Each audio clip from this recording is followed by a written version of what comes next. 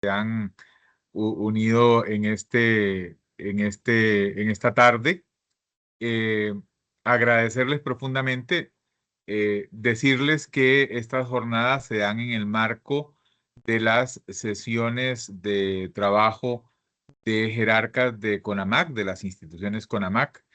Quiero saludar a las personas que se nos han unido, especialmente a don Max Esquivel, que sé que está unido con nosotros, pero a todo el resto de las integraciones a todo el resto de las instituciones CONAMAC.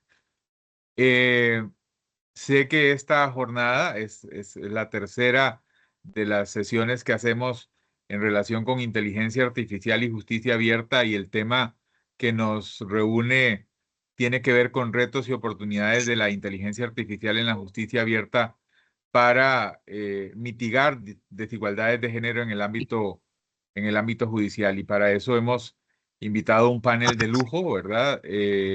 Nos va a moderar una persona integrante de la Comisión Nacional de Justicia Abierta, a doña Daniela Chacón. Un gusto saludarla, doña Daniela. Ella representa a Accesa, y van a estar con nosotros doña Laura Márquez de México y doña Georgina Stico de Argentina, a quienes desde ya les agradecemos profundamente el que quisieran ayudarnos y el que quisieran participar con nosotros.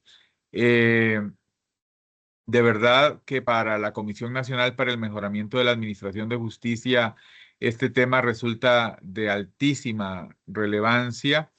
Sabemos la necesidad que hay hoy de la inteligencia artificial aplicada a la justicia, y el tema aquí es si ya ha habido desigualdades históricas en materia de género, que las herramientas y la aplicación de la inteligencia artificial venga a mitigar y no a ensanchar en ningún modo esa desigualdad, porque nuestra consigna siempre ha sido la igualdad en todos los campos y en todos los aspectos. Entonces, de nuevo agradecerles. Sarita, no sé si después de que yo termine tenés la presentación de las personas que van a participar, o si Daniela hace esa Ujú. presentación, pero profundamente agradecido desde la presidencia de CONAMAC de que hoy estén con nosotros y de que nos hayan acompañado a lo largo de las dos anteriores, y ojalá que puedan estar con nosotros hasta el final de esta. Gracias. Muchas gracias, don Gerardo. Me uno a sus palabras de gratitud a las tres personas que constituyen el panel de hoy, que definitivamente tiene un nivel altísimo, y ese nivel altísimo empieza con la persona moderadora, que es doña Daniela Chacón Mendoza, a quien, bueno, me honra conocer, tener como colega en la Comisión Nacional de Estado Abierto y considerarla pues una amiga de CONAMAC y del Poder Judicial en todos estos aspectos críticos de lo que es poder ser un Poder Judicial abierto. Doña Daniela es politóloga graduada de la Universidad de Costa Rica con una maestría en Sociología especializada en innovación y transformaciones sociales por la Universidad de Barcelona y una maestría en metodología de investigación y estudios de opinión por la Universidad de Lausanne, Suiza. Actualmente es presidenta de la Junta Directiva de Accesa, organización de la sociedad civil que investiga y coordina proyectos orientados a promover principios de gobierno abierto, como la inclusión de género, la participación ciudadana y la transparencia algorítmica. Doña Gabriela representa a la sociedad civil, doña Daniela, perdón, representa a la sociedad civil ante la Comisión Nacional de Estado Abierto de Costa Rica. Se desempeña como investigadora de la Unidad de Estudios de Opinión y Cultura Política del Centro de Investigación y Estudios Políticos CIEP-UCR y en la Mesa de Ciencia de Datos del Programa Estado de la Nación. Además, doña Daniela es docente en la Escuela de Ciencias Políticas y en la maestría en Ciencias Políticas de la Universidad de Costa Rica. Muchas gracias, Daniela, por estar aquí y por aceptar moderar este panel que promete ser sumamente enriquecedor, interesante y desafiante sobre todo. Muchísimas gracias a usted, doña Sara, y a don Gerardo por la invitación. Para mí es un honor participar de estos espacios que bien realizan ustedes y colaborarles con la moderación. Sin más, si les parece, damos inicio, perfecto.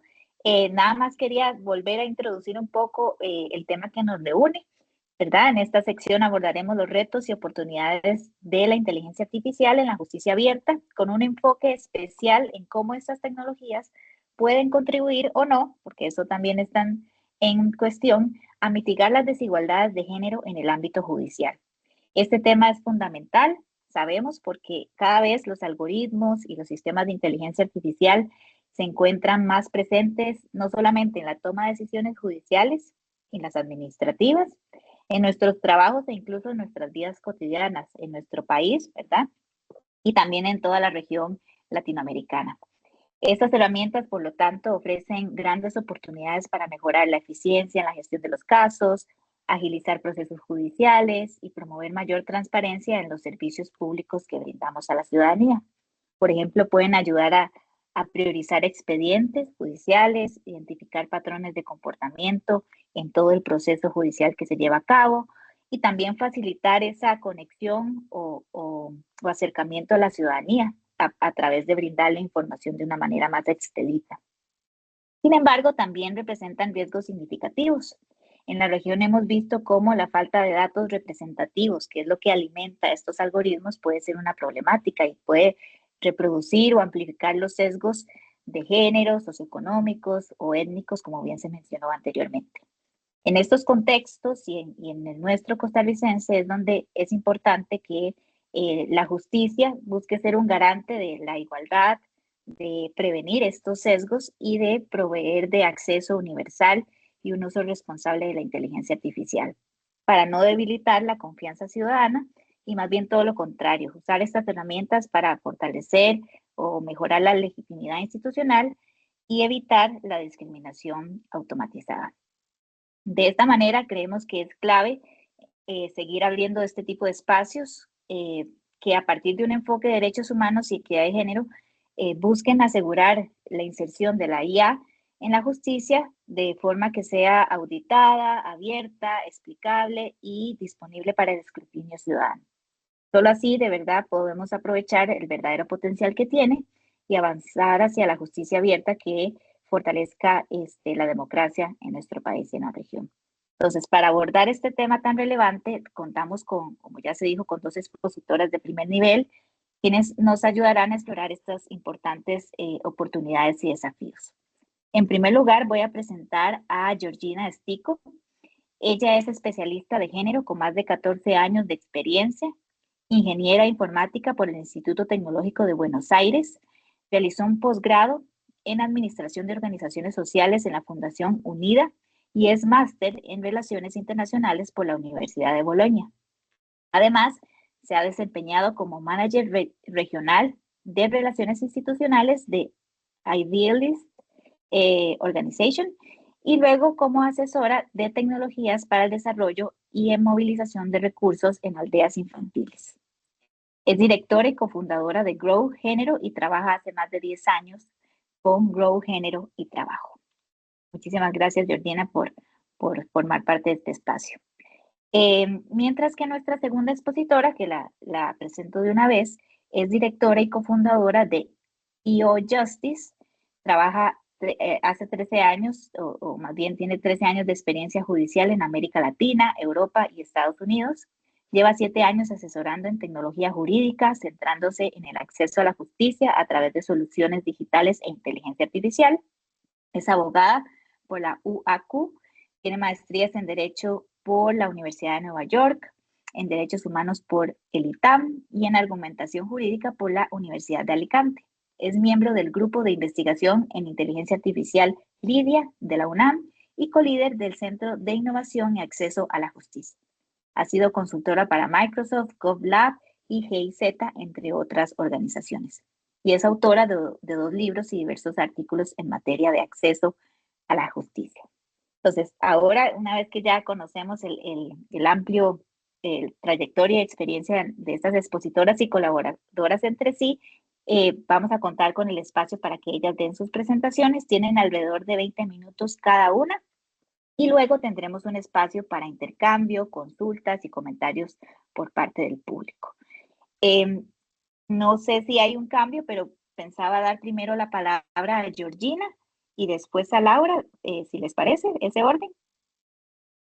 ¿Estamos de acuerdo? Empezamos al revés. Empieza primero Laura y después sigo yo. Perfecto. Pues perfecto. Entonces, sin más, doy la palabra a Laura para que comience su exposición, 20 minutos aproximadamente. Muchas gracias. Adelante.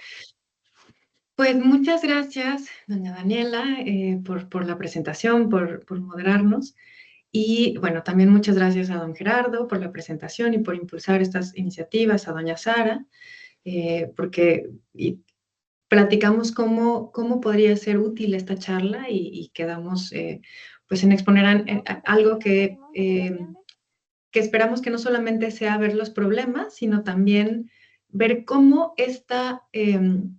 cómo entender la diversidad dentro de los poderes judiciales y cómo impacta en la inteligencia artificial nos da no solamente problemáticas de discriminación, sino que también nos da oportunidades de cómo repensar el acceso a la justicia y especialmente en el contexto de la justicia abierta. Entonces, también quisiera agradecer a doña Mayren que hizo posible este panel y finalmente en lo que presento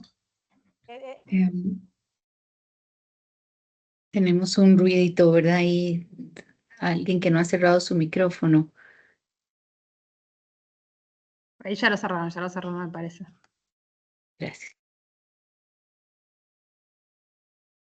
Oigan, ¿sí estaba hablando o no se escuchó nada? Sí, está perfecto, Laura. Ah, perfecto, porque ahorita Perfecto. quité el mute y dije, ¿qué pasó? Ok, perfecto. Entonces, ¿ya se ve la diapositiva? Súper. Perfecto. Ok. Finalmente, a la persona que también quisiera agradecer y que justo creo que pues sí, nos ha funcionado muy bien que ella es ingeniera, yo soy abogada, las dos somos especialistas en género e inteligencia artificial, entonces, pues sí, es un gusto compartir el panel con la ingeniera Georgina Estico. Entonces, pues también quisiera rápidamente ceder la palabra a Gina para presentar a su organización. Dale, perfecto. Solamente muy brevemente para que me conozcan, como les contaba Laura y Daniela, yo soy ingeniera informática, pero ya hace más de 14, 15 años que trabajo en temas específicamente de género. Pero Género y Trabajo es una organización justamente que tiene como misión transversalizar el enfoque de género en cualquier tipo de institución.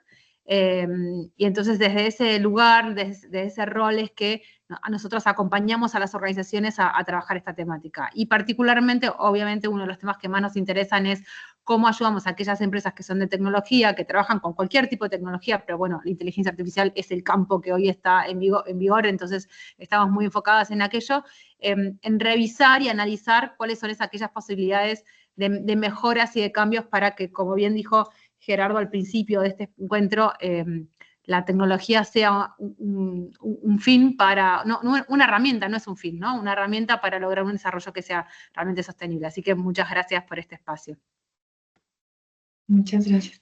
Ok, y bueno, yo precisamente en IO Justice nos dedicamos a mejorar el acceso a la justicia a partir de tecnología y estamos muy en línea con esto que acaba de mencionar Georgina, que es las herramientas por sí mismas no funcionan si no nos sirven para una finalidad. Y me gustaría platicar un poquito de esto, bueno, o situar lo que vamos a platicar en la importancia de la formulación de este evento, ¿no? Que es la inteligencia artificial específicamente para la justicia abierta. Y estos son términos que están unidos porque, por un lado, dentro de la e-justicia o justicia digital, que está en la definición de la Unión Europea, la justicia digital implica herramientas que siempre y cuando tengan la función de mejorar el acceso a la justicia durante todo el proceso, es decir, no solamente como el proceso jurisdiccional, sino el camino de la justicia, desde que hay un conflicto hasta que se resuelve ese conflicto, y cómo estas tecnologías se utilizan para mejorar el acceso a la justicia. Ahora, la e-justicia, la justicia electrónica, que se define, como acabo de mencionar, está... framework, está dentro dentro del movimiento, se enmarca dentro del movimiento del e-gobierno. Entonces, como ustedes saben, el e-gobierno empezó desde 1990, incluso antes, a hablar de cómo el gobierno puede mejorar, cambiando la forma de entender la forma institucional de yo soy institución y las personas vienen a mí, sino de una forma colaborativa, en la que las instituciones tienen que servir a las personas que están destinadas o a las cuales les deben sus servicios, a la ciudadanía en general, y poner a la persona en el centro. Y específicamente dentro de este e-gobierno hay una rama que es, o bueno, una parte del e-gobierno que es la justicia digital, la e-justicia, y específicamente la justicia abierta.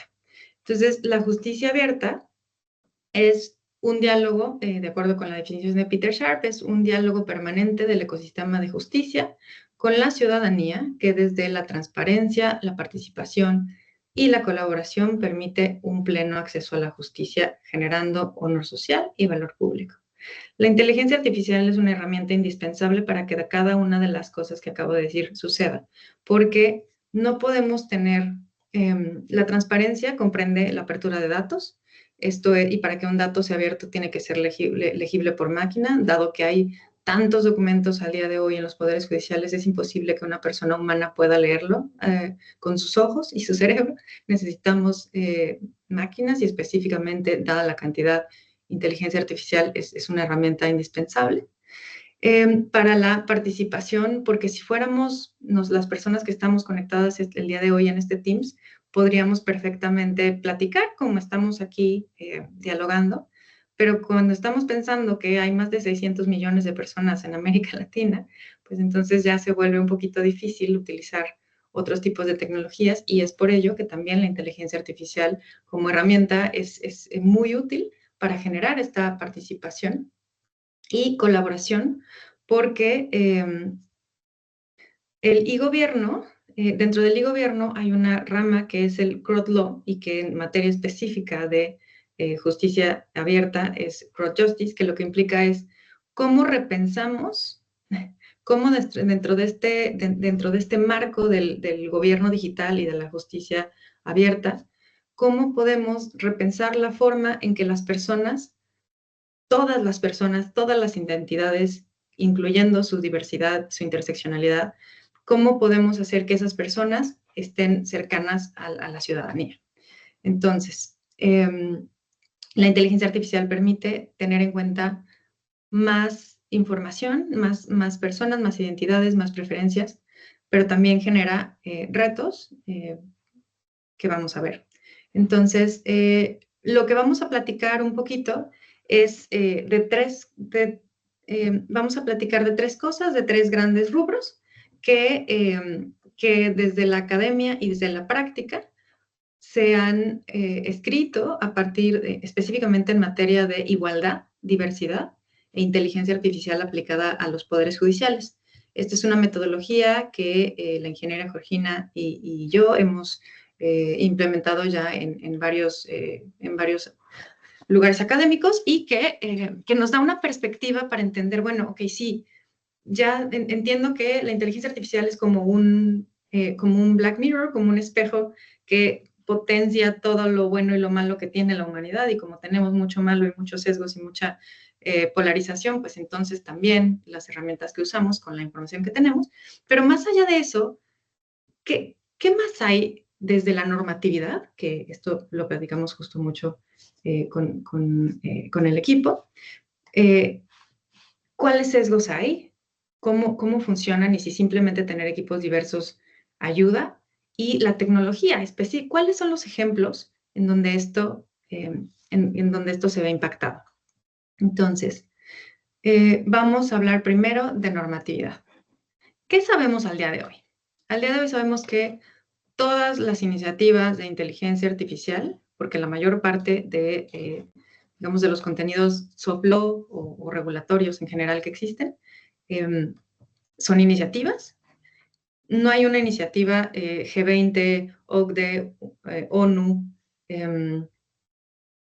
sí, o sea, bueno, incluso dentro del AI Summit de hace unos meses, China circunscribió ese acuerdo. Todas las iniciativas protegen la igualdad. Todas. No hay una que no la mencione como indispensable, y van teniendo diferentes grados, ¿no? Algunas sí hablan de interseccionalidad, otras hablan incluso de tomar en cuenta los lenguajes, porque como sabemos, la mayor parte de la inteligencia artificial en el mundo está educada en idioma inglés, y bueno, ni hablar de más allá del español, y marca la necesidad de generar políticas. Entonces, dentro de la normatividad tenemos al menos esta parte, que son la regulación de soft law, todas estas iniciativas que, así como también la AI Act, que esa sí es una normatividad vinculante dentro de estos meses, de hecho en eso estamos, y todas tienen al menos transparencia. Es indispensable, porque si yo no sé cómo se entrena un algoritmo, no puedo hacer nada al respecto. Interseccionalidad, que ahorita también Georgina va a platicar un poquito al respecto. Explicabilidad, que es indispensable sobre todo en la inteligencia artificial generativa, porque es indispensable saber desde dónde se extrae los datos o el contenido utilizado. Y la forma de impugnar estos algoritmos. Tiene que haber medidas para poder combatir el resultado de estos algoritmos, que además, cuando se trata de ciertos sistemas, es obligatorio mencionar que se ocupa. Esto es como la primera gran burbuja, que son las iniciativas. Luego tenemos las normas, que es la normatividad en materia de inteligencia artificial de la Unión Europea, que incluye que específicamente para temas de democracia y justicia hay riesgos mucho más amplios, y por lo tanto tienen que los poderes judiciales y, bueno, en general todas las personas que se dedican a la abogacía o que van a utilizar modelos para el derecho, tienen mayores obligaciones. Al día de hoy todavía los poderes judiciales aquí en Europa están teniendo la duda de, bueno, a ver, pero entonces la inteligencia artificial que desarrollé hace 20 años tiene que cumplir con estas nuevas características. Oye, pero yo la construí sola, o bueno, o sea, el Poder Judicial por sí mismo, entonces, ¿me aplica, no me aplica? ¿Es una norma ex ante, es una norma ex post? Entonces, esas discusiones de qué tanto la normatividad de la Unión Europea aplica y cómo va a aplicar en esta área de justicia que es de alto riesgo, esas son algunas de las discusiones. Y finalmente, además de este soft law, de esta normatividad indispensable, bueno, normatividad que existe específicamente en materia de inteligencia artificial, y que de todos modos, todos los tratados, bueno, hay muchos tratados internacionales que hablan de igualdad y que son obligatorios. También existen guías judiciales específicamente para directrices judiciales con el objetivo específico de qué hacer en materia de inteligencia artificial y justicia digital. Y aquí tenemos las primeras dos, el Consejo Nacional de Justicia o la Comisión Europea, emitieron lineamientos antes del boom de ChatGPT, y básicamente lo que implicaron fue, o sea, lo que hicieron fue justo, ¿no? Hablar de la importancia de estos principios que acabamos de mencionar, y específicamente de la igualdad en condiciones de interseccionalidad. Y luego, a partir del 2018, Nueva Zelanda, Reino Unido, Hong Kong, Canadá, Colombia y recientemente África también acaban de emitieron lineamientos o directrices judiciales en las que hacen un gran énfasis en qué tipo de modelos estamos utilizando, ¿no? Porque está este boom de utilizar inteligencias artificiales públicas y gratuitas que tienen una lógica que no es jurídica, y advertir que tienen sesgos muy específicos y muy especiales. Entonces, al menos estas tres tipos de regulación son las que existen, y de ellas podemos, primero, entender que la obligación existe, que no hay vuelta atrás, entender cómo se aplica. Todas las regulaciones comprenden el proceso, es decir, dicen,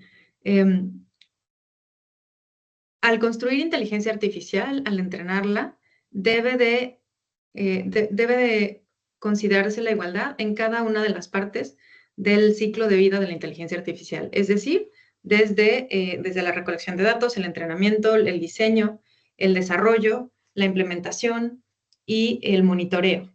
Todo el tiempo debe de cumplirse con la obligación de proteger, garantizar la igualdad.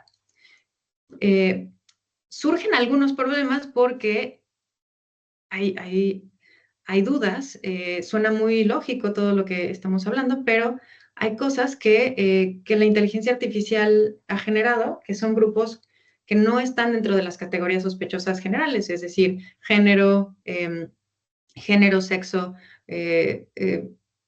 posición social, raza, nacionalidad, que no están ahí, sino que están relacionadas con otro tipo de hechos, como por ejemplo preferencias de educación, preferencias o condiciones de salud, ¿no? Entonces, la inteligencia artificial y su uso específico está empezando a mostrar cómo no solamente tenemos esos grupos vulnerables, sino otros que se están visibilizando a partir justo de la inteligencia artificial y sus consecuencias, y que vamos a platicar un poquito al hablar de interseccionalidad. Y todas estas, otra certeza es, los jueces son insustituibles y responsables, es decir, al día de hoy no hay una herramienta que no tenga intervención humana, aunque esta solamente sea firmar, porque tiene que haber alguien responsable, y es justo la responsabilidad.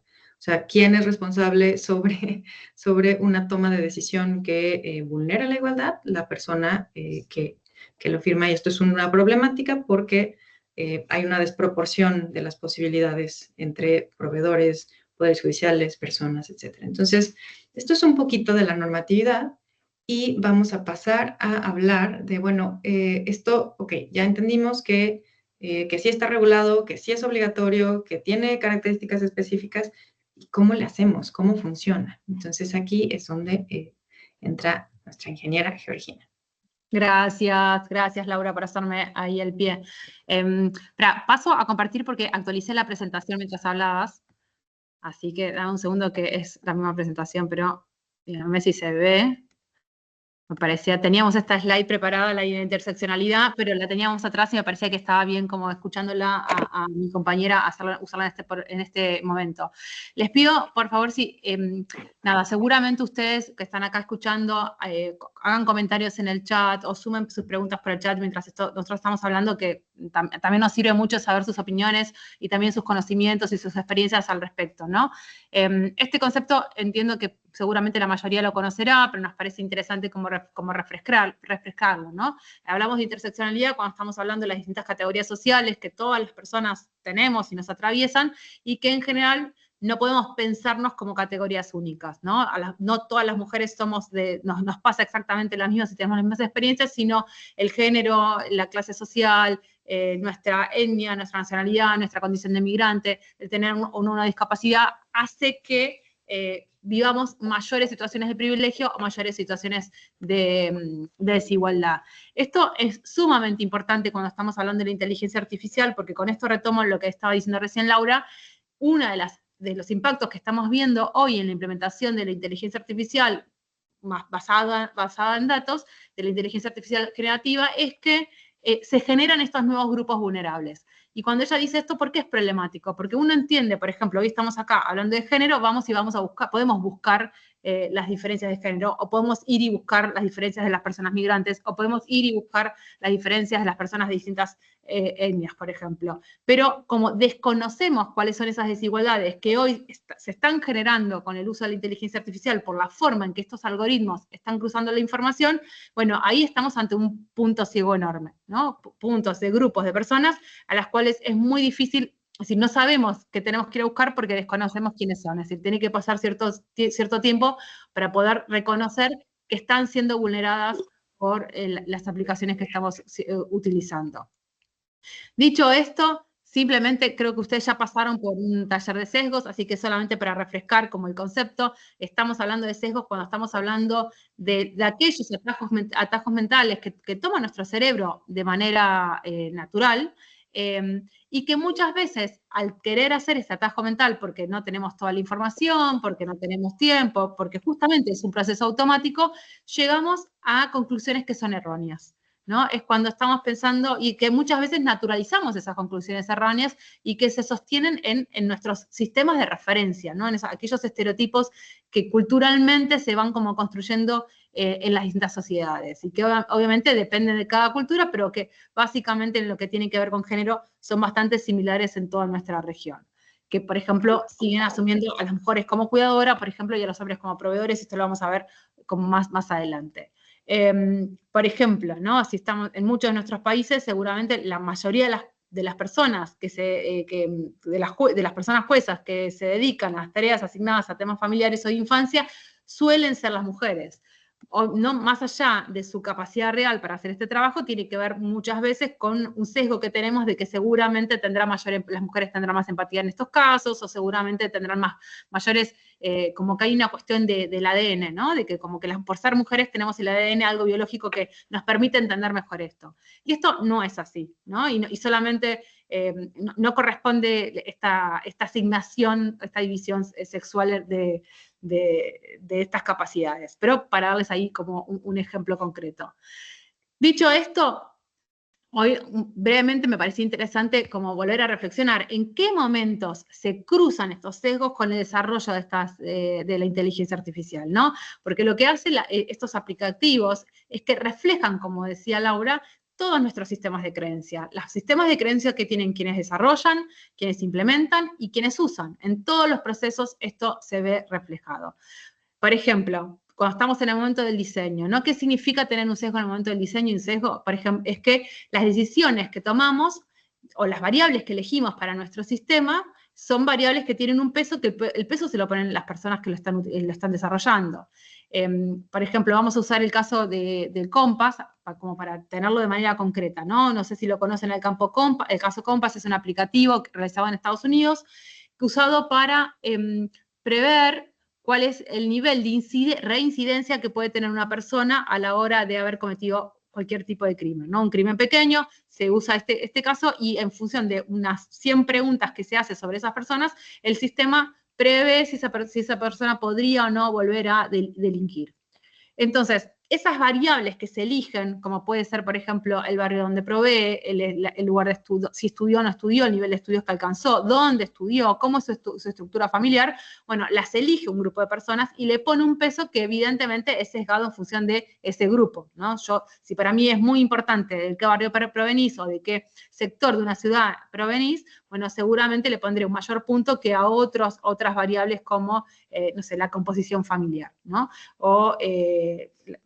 Y entonces las cuestiones de esa persona que son particulares en función de lo que le tocó en este mundo se convierten definitivamente a través de este sistema en algo que predice su futuro. Cuando estamos diciendo, porque siempre generalmente nos basamos en los datos, y esto es para mostrarles que no es solamente los datos lo que está sesgado, también el diseño de ese aplicativo es lo que puede estar sesgado. Cuando estamos hablando de los datos, tiene que ver cuál es esa elección de base de datos que estamos utilizando y qué tipo de información tiene. Entonces, por ejemplo, en este caso del Compass, que es este sistema delictivo, se basaba en cierta información que ya estaba relevada de distintos espacios policiales. Ahora, una pregunta que nos tenemos que hacer al momento de elegir, por ejemplo, en este caso, este grupo de datos, es seguramente había más arrestos en determinados barrios pobres, lo cual no significa que haya más criminalidad ahí, sino que seguramente esa policía hacía más controles en esos barrios que en otros barrios diferentes. Entonces, si bien representan una realidad, es una realidad sesgada que tiene que ver con algo mucho previo a la inteligencia artificial, ¿no? Que tiene que ver a cómo nosotros como personas justamente estamos desarrollando nuestra actividad en el día a día. Por favor, cualquier duda o pregunta, ahí aprovechen a hacerla, ¿eh?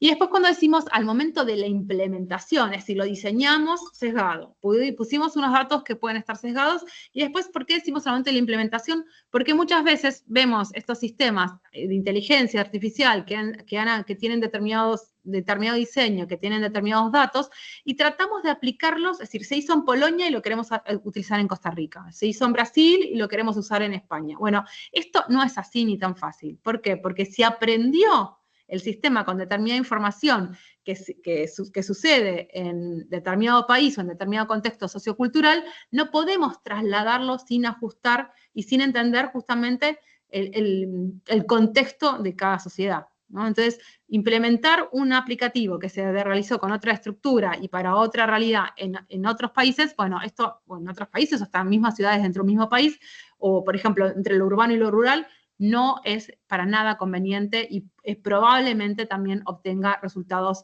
muy, muy, muy sesgados, ¿no? También al momento de la implementación, un ejemplo que ponemos muy seguido con Lau tiene que ver con si el sistema, por ejemplo, nos da un dato sesgado, pero la persona que lo está utilizando, ¿no? En este caso, un operador de la justicia o una operadora de la justicia, piensa lo mismo que el resultado que le dio el sistema, nunca lo va a criticar, ¿no? No va a existir ese momento de ponerlo en tensión a esa respuesta, si esa respuesta es correcta o no. La damos por aceptada porque corresponde con aquello que yo pienso, ¿no? Y no está ese momento que obviamente entre las personas tampoco existe muchas veces. Si todos pensamos lo mismo, nadie nos va a repreguntar sobre por qué, cómo es que llegamos a esa conclusión. Que ahí vamos a volver a este punto que decía Laura recién sobre el principio de la explicabilidad, ¿no? ¿Cómo explicamos aquello que sucede? Dicho todo esto, hay muchos sesgos que se meten en tanto el diseño, en la selección de los datos, o por ejemplo, como les decía recién, en la implementación, que tienen que ver cómo etiquetamos esos datos, cómo los agrupamos, perdiendo muchas veces un grupo de información que sería relevante, pero que deja de serlo porque nos parece que tenemos poca información, cómo, por ejemplo, hay grupos subrepresentados en relación a esta información también. Este es el típico caso de los aplicativos que hacen reconocimiento facial, ¿no? Que han sido educados, ¿no? O entrenados con alta tasa de información sobre las personas blancas, y cuando se quiere aplicar a otras etnias de otros colores, bueno, no funcionan, ¿no? O el confirmation bias, que es el que les contaba recién, esto de si el sistema me da a mí una respuesta con la que yo ya creo, es decir, en la que yo ya confío, bueno, entonces no voy a poner en tensión a esa respuesta. Dicho todo esto, para cerrar, ¿cuál es este caso Compass que me pareció interesante traerles hoy como primer ejemplo de algo que ha sido, por suerte, muy analizado? Que es como yo les contaba recién, que tenía que ver con cómo se usaba este sistema para prever o predecir, ¿cómo se dice esto? Si las personas podían volver a recidir en una causa criminal, que no cumplía con ninguno de los principios que dijo recién Laura, no tenía una transparencia en sus datos utilizados, no tenía ninguna explicabilidad, era una caja negra, es decir, es lo que se llama una caja negra, ¿no? Vos confiás en aquello que se dice y nunca nadie explicaba cómo se obtenía ese resultado. Entonces, lo que hizo una organización que se llama ProPublica fue analizar 7.000 sentencias realizadas con este aplicativo y encontró que esas 7.000 sentencias encontró esta probabilidad, ¿no? Que había un 77% mayor de probabilidad que una persona negra fuera etiquetada como de alto riesgo frente a una persona blanca. 77% más, ¿no? Este es un dato que nos tiene que súper como preocupar, ¿no? En relación a el nivel de vulnerabilidad que genera. Y obviamente en este caso en Estados Unidos, que fue como todo un debate en relación a este sistema, como quienes lo utilizaban confiaban abiertamente en los datos que tenía y en la forma que decía y en los datos que largaba, nunca se dejó de utilizar o se le pidió justamente que abriera su algoritmo. Ahí estoy leyendo un mensaje de Gabriela que dice, esto resulta también de suma importancia en el caso de Biogen y los femicidios que sucedieron por la confianza de los jugadores en los informes, dejando de valorar los otros elementos de prueba que estaban, como lo era el testimonio de las partes. Totalmente, totalmente, Gabriela, y ahí vamos a volver a un ejemplo positivo en relación a en España que hay al respecto, pero tiene que ver exactamente con esto que vos decís. Si vamos a ver con esta pregunta que teníamos al principio, ¿puede la inteligencia artificial ser parte de la solución? Por supuesto que sí, pero tiene que ser diseñada pensando en que va a ser parte de la solución. Es decir, no va a ser de una manera natural. No es que naturalmente los equipos de diseño pueden empezar a diseñar de esta manera si es que no se lo proponen, o no vamos a elegir los datos de una manera más equitativa si es que no nos lo proponemos, ¿no? Entonces, algunas buenas prácticas en relación a que para poder reducir el impacto de los sesgos en todos los procesos, tienes que ver con tener equipos diversos en todas las etapas, pero tener un equipo diverso, que ahora vamos a ver un desafío que tenemos en relación a esto, implica también que exista un ámbito seguro donde podamos opinar. ¿Qué quiero decir? Es muy común decir, bueno, nada, sumo mujeres al equipo de desarrollo, o sumo una persona del equipo perdón, una persona con discapacidad, ¿no? Una persona, porque mi cupo es mínimo, ¿no? No es que vayamos a hacer más lugares en relación a esto. Bueno, el problema es que muchas veces estas personas, si son minoría, les cuesta levantar la mano y decir, no estoy de acuerdo con aquello que estamos haciendo, me parece que aquello que estamos haciendo no está cumpliendo o no vemos el problema. Les cuento un caso muy, muy chiquito. Nosotras en Grow, cuando estamos trabajando los temas de sesgos, más amplios, no solamente que tengan que ver con inteligencia artificial, en las instituciones ponemos el ejemplo de 2 puertas, ¿no? Son 2 puertas de baño que están así como medias rotas, y qué sé yo, y le pedimos al equipo, los separamos a la gente en equipos, para que digan, si tuvieran que escribir una carta a recursos humanos o quien se ocupe de arreglar estas puertas, cuáles son los pedidos que le harían, ¿no? Y obviamente es muy interesante porque hay equipos que lo único que dicen es arreglen la bisagra, y hay otros que encuentran 1000 cosas para arreglar de la puerta, porque tienen que ver con que no están preparadas, no tienen el tamaño para una silla de ruedas, no hay una luz para, por ejemplo, una persona que es, por ejemplo, que es sorda y no puede, no escucha si hay o no hay una persona adentro, entonces si tiene un lector visual, una luz le va a indicar si hay alguien adentro o no. Bueno, miles y miles de cuestiones que se va, es decir, es muy interesante, ¿no? Como hay grupos que son empáticos y pueden prevenir un montón de situaciones en relación a simplemente ver estas puertas, y hay otros grupos que no ven absolutamente nada malo en relación a estas puertas. Obviamente tiene que haber un control permanente, el monitoreo y revisión, y acá vamos a hacer también como un hincapié sobre este punto, ¿no? Tenemos que saber puede haber un problema en cómo desarrollamos, y hay algo súper interesante que tiene que ver esto como el diseño desde la seguridad, que es la inclusión de algo que se llama nudges o estímulos en el diseño. Es decir, si yo preparo al algoritmo para que cuando me esté dando una respuesta, me diga, esta respuesta puede llegar a ser que tenga un sesgo, o ojo cuando tomes esta respuesta porque puede pasar tal cosa, bueno, a vos que estás utilizándolo como usuario, te da ese estímulo de revisar esa información, ¿no? Hay algo también sumamente importante, que esto lo trataba recién Laura cuando estábamos hablando de la transparencia, que tiene que ver con el diseño antidiscriminatorio o el diseño centrado en las personas. ¿Qué quiero decir? Tengo que generar las maneras de que los grupos, que en general son los que tienen las voces más marginalizadas en función del género o de la edad, o por ser migrantes o no, es decir, por todo lo que vimos en relación a la interseccionalidad, tengan la posibilidad de ser parte de ese diseño, ser parte del chequeo de esos datos, ser parte del chequeo de esas etiquetas. Es decir, tenemos que hacer que el público sea parte de nuestro desarrollo, que haya un chequeo de aquello que estamos diciendo, ¿no?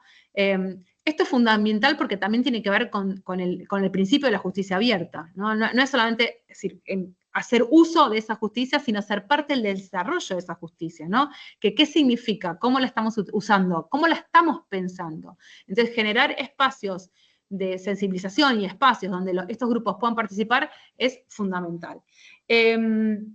Particularmente en este sentido, cuando estamos hablando justamente del posterior, de este tema de las auditorías, es decir, ya desarrollamos nuestro aplicativo, ya elegimos los datos, ya está entrenado, ya está en uso, bueno, qué cortes le hacemos o en qué momentos hacemos auditorías, y la gran pregunta es acá, ¿quién hace las auditorías? ¿No? Es genial, sobre todo pensando en la justicia, que los grupos, que son no los usuarios como parte del Poder Judicial, sino la ciudadanía, pueda ser parte justamente de esas auditorías que le hacemos a los sistemas para tratar de entender, ¿no?, qué tipo de sesgos podríamos llegar a tener. ¿Quién se encarga de monitorear las actividades que se realizan en la guía para evitar los sesgos? Bueno, ahí es un poco todos, ¿no? En ese proceso de desarrollo todos tendríamos que ser, todos quiero decir con las distintas responsabilidades, desde el que está diseñando, desde el que está generando los datos. Un poco lo que siempre estamos viendo con Laura, que es sumamente importante, es que hay poca legislación que obligue hoy, lamentablemente, a quienes desarrollan a tener en cuenta los sesgos, ¿no? Y es lo que necesitamos, que más, es decir, y esto es muy importante que sea algo más global y no tanto de unos países, porque si solamente están obligados los desarrolladores de determinados países, los que no, genera ahí una gran también desigualdad, ¿no? Y lamentablemente en este mundo, si algo es más caro no lo usamos, no importa qué tan de calidad sea. Pero todos deberíamos ser responsables de estar chequeando estos sesgos. Y de ser, para nosotras, por ejemplo, que es muy interesante, ¿no? El tema de la explicabilidad es fundamental, sobre todo en los casos judiciales. Es decir, poder decir, que el sistema te explique cómo llega a esa conclusión, que muchos sistemas lo hacen, es decir, muchos sistemas lo tienen como una funcionalidad, ¿no? Y esto es fundamental, porque lo que nos permite entender es ese razonamiento que hace el sistema, si puede o no haber tenido un sesgo en el razonamiento, nos permite chequear cómo llega a esa conclusión. Dicho todo esto, algunos desafíos que tenemos nosotros hoy presentes tienen que ver con que en el diseño, por ejemplo, si queremos tener grupos que por lo menos tengan más mujeres representadas, hoy lamentablemente la tasa de penetración de las habilidades de inteligencia artificial es mayor que en los hombres que en las mujeres en casi todos los países del mundo. Se estima que solamente el 12% de quienes están trabajando en inteligencia artificial son mujeres, así que ahí tenemos un gran trabajo para hacer, ¿no? De un espacio vacante para abordar. En lo que tiene que ver con los datos, esto también es fundamental y súper preocupante. Lamentablemente, los registros judiciales hoy representan solamente el 20% de los conflictos legales que ocurren en la vida real. ¿Qué pasa con ese otro 80%? ¿No? Ese otro 80% que muchas veces no tienen recursos para llegar a este conflicto legal, para llegar a un conflicto judicial, y que lo resuelven desde otros aspectos, ¿no? Lo resuelven entre ellos o de una manera privada. Bueno, ahí también tenemos un gran problema, porque siempre decimos, quienes llegan, es decir, este 20% que está ahí representado son como de los peores casos, ¿no? Y en este sentido también, no solamente son los peores, sino los que tienen los recursos para llegar. Y después tenemos un gran problema en la implementación, porque si bien en general, este es un informe de la OCDE, en la mayoría de los países hay una gran proporción de mujeres, sí vemos que esta proporción de las mujeres va bajando a medida que vamos ascendiendo en la jerarquía, ¿no? Hay un 62% de los tribunales de primera instancia, un 54% en los tribunales de segunda instancia, y llegan a un 40% de los tribunales supremos. Esto hablando solamente de las mujeres. Si lo cruzamos también con interseccionalidad, ahí perdemos. Es decir, lamentablemente, primero que hay muy poca información, y esta es una pregunta que uno debe hacerse también, ¿no? En este sentido, en función de cómo se ven representadas otros grupos étnicos, cómo se ven representadas las personas con discapacidad en estos espacios de alta toma de decisión. Ahí Davis dice, justo de eso hablando con Altman de OpenAI, y están previendo que eso parte de la evolución natural y protección, así como obligación de los marcos legales que les vendrán en un futuro a medio plazo. Sí. A mí siempre me preocupa cuando alguien utiliza la frase evolución natural, ¿no? Porque la evolución natural hace que las mujeres hemos estado por miles y miles de años en situación de desigualdad en el ámbito laboral, y entonces espero que se acelere y que no esperemos a que eso suceda naturalmente, ¿no? Hay que forzar esa evolución. Como les decía, hay una buena práctica súper interesante, debe haber otras, pero hoy les traje una en particular, que es Simón Soler, que fue realizada en España. Y lo que hizo este aplicativo fue analizar los estereotipos de género en sentencias de violencia sexual. Así que va esto al comentario que había hecho Gabriela hace un ratito nomás, ¿no? Y lo que encontraron cuando analizaron todas estas sentencias judiciales es que por lo menos 50% de estas sentencias incluían prejuicios sobre cómo deben actuar las víctimas o los agresores. Es decir, al momento de escribir la sentencia, la manera de justificar el por qué se tomaba determinada decisión estaban basadas en prejuicios. Nada, el típico caso de la mujer, por ejemplo, no gritó lo suficiente, no se defendió, ¿no? O por ahí el agresor, ¿no? Que era una persona más tímida, es decir, como cosas que hacen a las mujeres bajarle la atención porque si no te defendiste, entonces no es tan grave el caso, o a los varones también les bajan la sentencia porque por ahí no es tan violento y tan agresivo como se supone. Entonces, en este sentido, me parece como fundamental analizarlo. Lo interesante de este aplicativo fue que no solamente lo reconoció estos estereotipos, sino que también permitió como automatizar la detección de determinadas frases o argumentos. Entonces, por ejemplo, una vez que este sistema fue entrenado, puede ser utilizado para, antes de hacer una sentencia, ver qué nivel de prejuicio tiene mi sentencia o no, ¿no? Podrías como pasar al siguiente paso. Primero aprendí, lo reconocí, bueno, ahora ver qué uso tiene y cómo podemos preverlo, ¿no? Al momento de escribir y de tomar otro tipo de decisiones. Entonces, como decimos, este sistema tiene el valor agregado de no decidir, pero ayuda a visibilizar estas estructuras. Andamos bien con tiempo, ¿no? Tengo 10 minutos, 5 minutos más, ¿sí? Bien, porque a continuación lo que quería como contarles es algunos casos de cómo se está utilizando hoy algunos aplicativos, la inteligencia artificial, y cómo nosotras con Laura estuvimos analizando de qué posibles riesgos hay. No podemos decir que hay un riesgo real, porque no pudimos analizarlo como en el caso Compass, ¿no? De abrir los datos, analizar cómo está, qué se utilizó, pero sí que detectamos nosotros y que si el equipo ojalá existiese, ¿no? De detectores de sesgos, al momento de desarrollo podrían haber prendido como ciertas alarmas. Antes, igual de esto, sí me parece interesante comentarles o compartirles con ustedes que hay un estudio de la UNESCO que lo que hizo fue hacer una encuesta a los distintos operadores judiciales y encontraron que el 44% de los operadores judiciales utilizan algún tipo de estos modelos de lenguaje general, como el ChatGPT o el OpenAI, como decía recién, ¿no? 44% hoy los está usando. Pero solamente el 5% de quienes lo usan tienen miedo o pueden llegar a pensar que puede haber un tipo de riesgo en que tenga sesgos ese lenguaje que están utilizando, ¿no? Ese modelo que están utilizando. Y esto es muy interesante, digo, y muy preocupante, de que no tengamos ese temor de que tengan sesgos o no, porque cuando decimos estos sistemas que no han sido ajustados en el sentido de no están preparados para la tarea que estamos haciendo, no aprendieron con nosotros, no les pasamos información, no les dijimos cómo tienen que darnos esa respuesta, encontramos que es decir, testeando varios de estos sistemas, el 20% del contenido que generan es sexista, ¿sí? Esto pensando solamente de manera binaria en hombres-mujeres. Si pensamos en el colectivo LGBT, el 60 o el 70%, es decir, miren cuánto aumenta el porcentaje, tiene contenido sesgado en relación al colectivo LGBT, ¿no? Y entonces, en este sentido, me parece como muy interesante porque podemos pedirle que nos ayude a nosotros a redactar, podemos pedirle al lenguaje, al modelo de lenguaje, al ChatGPT, por ejemplo, que nos ayude a buscar cierta información, pero como no está preparado, lo que nosotros tomamos como ayuda termina lamentablemente siendo sumamente sesgado, ¿no? Entonces, es súper interesante que se utilicen, es muy interesante que uno vaya teniendo la práctica, pero que sea una práctica crítica, ¿no? Que podamos nosotros aprender a escribir esos prompts, no lo demos por sentado, que nosotros también podamos como jugar con ese sistema y tener en cuenta el riesgo que requiere, el riesgo que conlleva utilizar un aplicativo que no está preparado para el uso que nosotros le estamos dando, ¿sí? Dicho esto, está el CPEG, que justamente lo que hace dentro de todas sus tareas que hace es, esperen un minuto, que ahí les digo las siglas del CPEG, que siempre me las olvido cuando las quiero decir, ¿eh? Ya, ahí Laura, ayúdame, cómo se dice CPEG.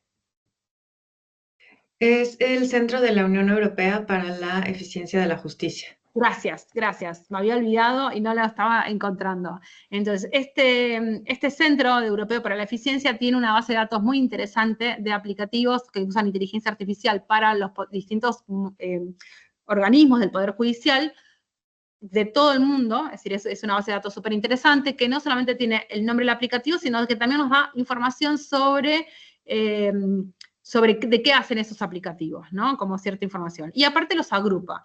Hoy les voy a compartir a ustedes 3 tipos de grupos dentro de estas herramientas, que son las más utilizadas, ¿no? Justamente. Y en este sentido, por ejemplo, el primer grupo son los de herramientas de toma de decisión, vamos a ver herramientas de búsqueda y vamos a ver herramientas de automatización.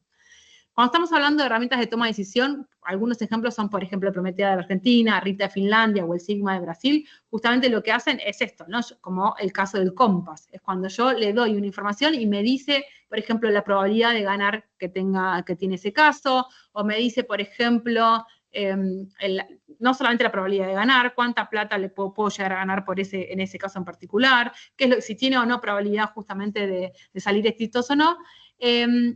Y acá, obviamente, los problemas que tenemos es, por un lado, es si los datos están sesgados o no, y las recomendaciones también, porque están basados, justamente como veíamos recién, en una justicia que ha estado sesgada y ha discriminado, lamentablemente, durante toda su existencia. Entonces, nos basamos en datos que ya sabemos que históricamente no representan la igualdad que queremos buscar. Es decir, entonces no nos ayuda como sistema judicial a mejorar, ¿no? Simplemente sostiene el status quo. Y también, obviamente, que las personas, este sesgo de la confirmación, pueden creer ciegamente en aquello que dice la inteligencia artificial, aunque sea una interpretación parcial, ¿no?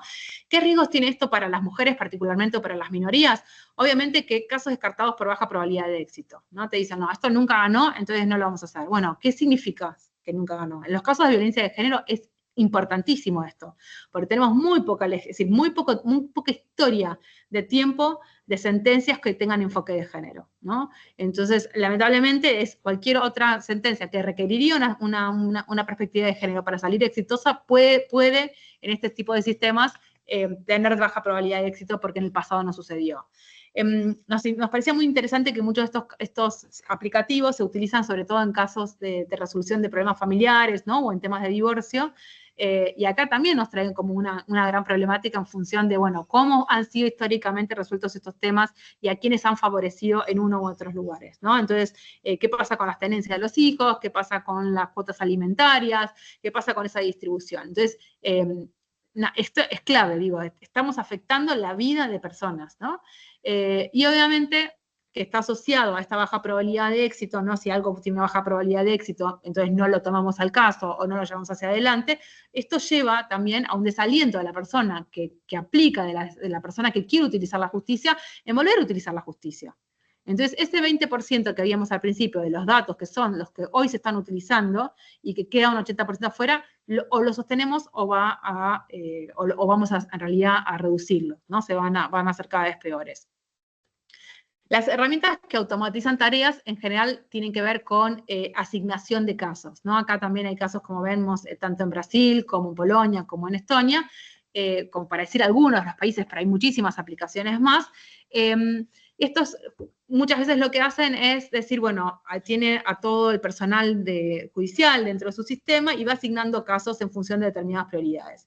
Lo que ninguno de estos sistemas nosotros pudimos detectar entrando a las páginas, viendo la información que está publicada, es decir, lo que es transparente, ¿no? de esta información, es que de qué manera y con qué criterios se toman esas asignaciones. ¿Es solamente una cuestión de tiempo? ¿O también hay, por ejemplo, una cuestión de experiencia? ¿Hay una cuestión tomada en cuenta en relación a los casos resueltos previamente, ¿no? Digo, si un caso requiere un enfoque de género, ¿toma en cuenta que esa persona tiene un enfoque de género para resolver este caso o no lo toma en cuenta, ¿no? Bueno, esto es algo que a nosotros nos preocupa mucho. En este sentido, hay un ejemplo comparado que les quería traer, que es del sector privado, que es un caso de Starbucks, que hace unos años hizo un sistema justamente de asignación de horarios, ¿no? Para todos los empleados y sus empleadas. Para ellos era un sistema súper neutro. Es decir, súper neutro porque obviamente no tiene en cuenta el género, ¿no? Entre otras variables. Y al no tener en cuenta el género, lo que vieron una vez que lo implementaron es que desfavorecía este sistema de asignación de turnos a las mujeres. Porque las mujeres que tenían responsabilidades de cuidado requerían tener, por ejemplo, turnos más largos para poder organizarse mejor con las tareas de cuidado que recaen en las mujeres culturalmente, y no turnos más cortos de voy 2 horas a la mañana y voy 2 horas a la tarde, ¿no? Porque esa agenda se hace muy difícil después de sostener, ¿no? ¿Cómo hago con el cuidado y la organización? Entonces terminaron dejando de utilizar este aplicativo porque no pudieron resolverlo de esta manera. Es decir, yo quiero hacer algo que es neutro, algo que haga mi sistema más eficiente, pero si no tengo en cuenta las desigualdades sociales existentes en la sociedad donde yo quiero aplicarlo, bueno, sucede esto, ¿no? Hay grupos que terminan siendo perjudicados, como en este caso las mujeres con responsabilidades de cuidado. Entonces, bueno, esto nos parece interesante ahí para compartirles. Y después el último grupo que nos parece también piola, que es el de búsquedas de información, que también es uno de los más utilizados dentro de todas las categorías que están en SPEC, que también tienen sobre Claudia en Italia, Ross Intelligence en Estados Unidos o Lexic en Países Bajos. Acá muchos lo que hacen es buscar sobre sentencias previas del mismo país o casos en otros países, o buscan o analizan también como... a veces no están lamentablemente como muy explicados si tienen acceso a convenios internacionales y derecho internacional.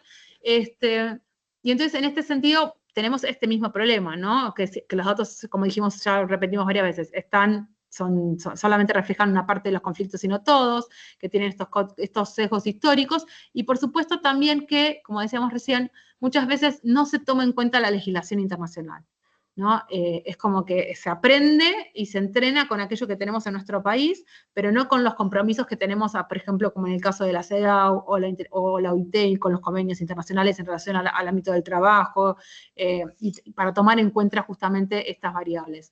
Entonces, no tener en cuenta esta información que es tan importante y que nos permite justamente, si todavía no contamos en nuestro país con una legislación que esté acorde y alineada a lo que nuestro país muchas veces ratifica a nivel internacional, bueno, nos quedamos con una justicia también más corta.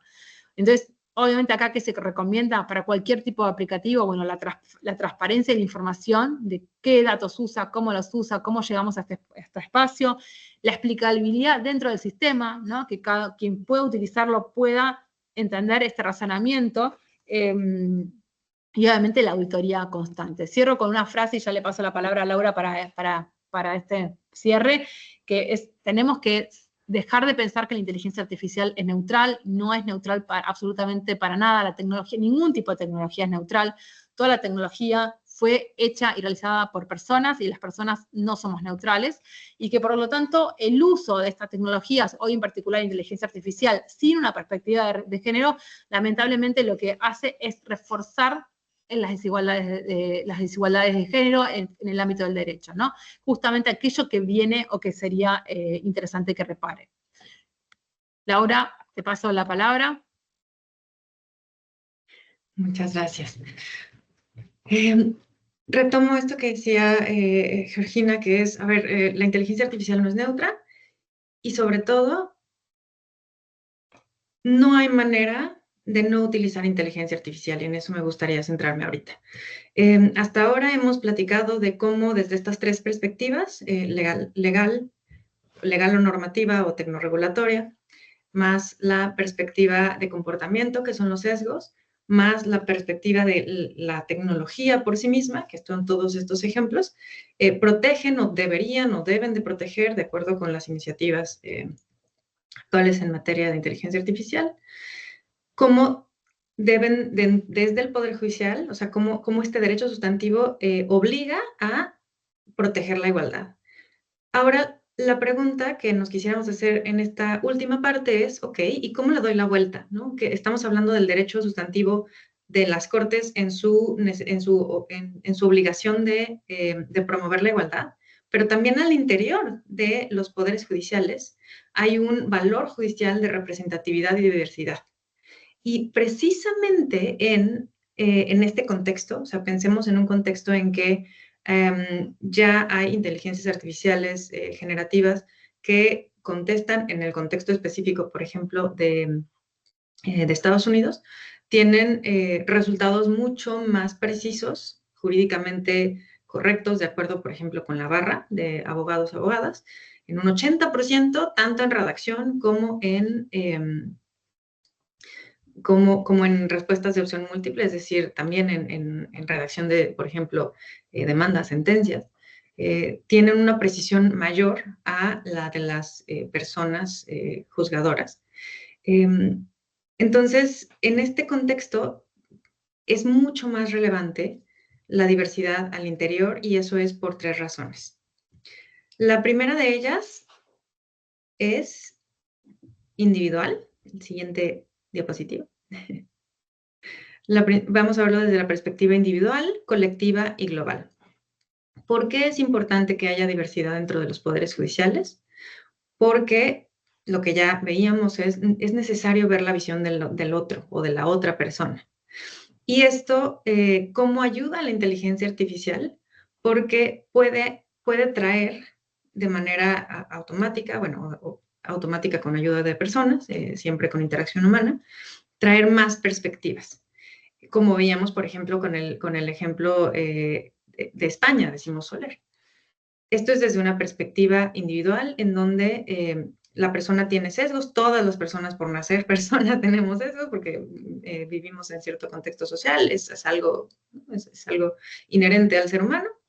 Y luego, desde una perspectiva colectiva, ¿por qué desde una perspectiva colectiva es indispensable que las personas juzgadoras tengan esta representatividad?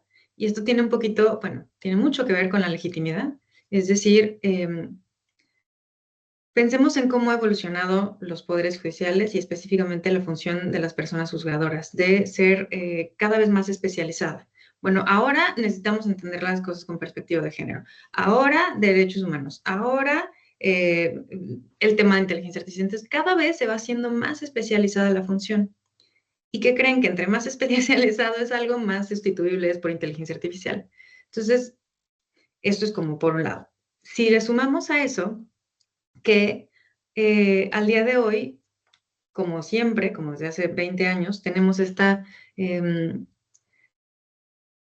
discusión sobre la legitimidad, por ejemplo, en las cortes constitucionales que lo vemos ahorita con Trump, es el más evidente y claro y reciente, ¿no? Que es, bueno, ¿cómo es posible que un juez ¿no?